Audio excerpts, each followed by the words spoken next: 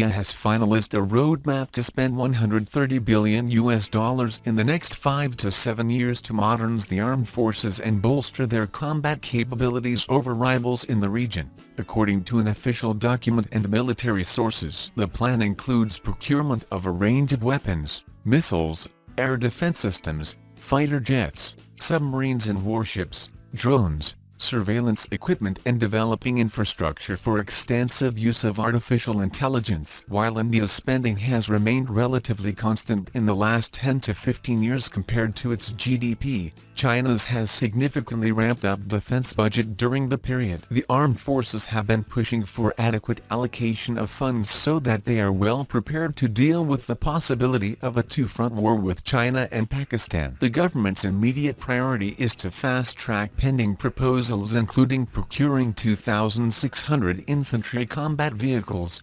1,700 future-ready combat vehicles for the Indian Army and paving way for supplying 110 multi-role fighter aircraft to the Indian Air Force. To bolster its operational capability, the Navy has already finalized a plan to have 200 ships, 500 aircraft and 24 attack submarines in the next 3 to 4 years. At present, the Navy has around 132 ships, 220 aircrafts and 15 submarines. It is also inducting the first batch of its intercontinental ballistic missile system, ANI-5, which is expected to significantly bolster the country's strike capability. The missile, with a strike range of 5,000 kilometers, is capable of carrying nuclear warheads. In its missile armory, India currently has ANI-1 with a 700 km range, ANI-2 with a 2,000 km range, ANI-3 and ANI-4 with 2,500 km to more than 3,500 km range. Major European nations are seeking to raise their profile in the Asia-Pacific,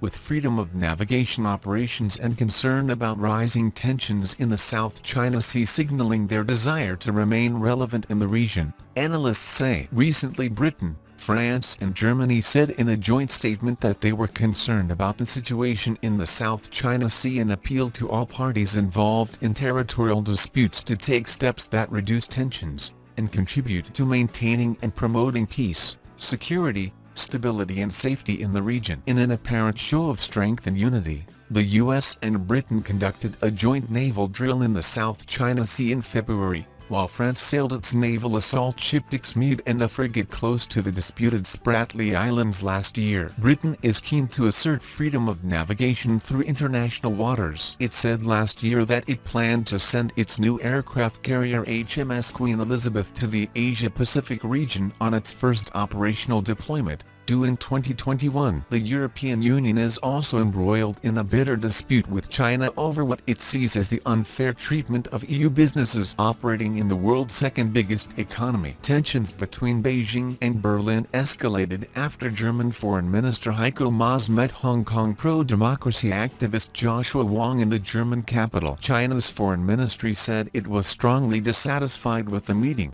Thanks for watching. Please like, share, and subscribe.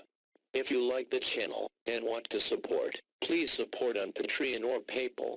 The details are given below in the description.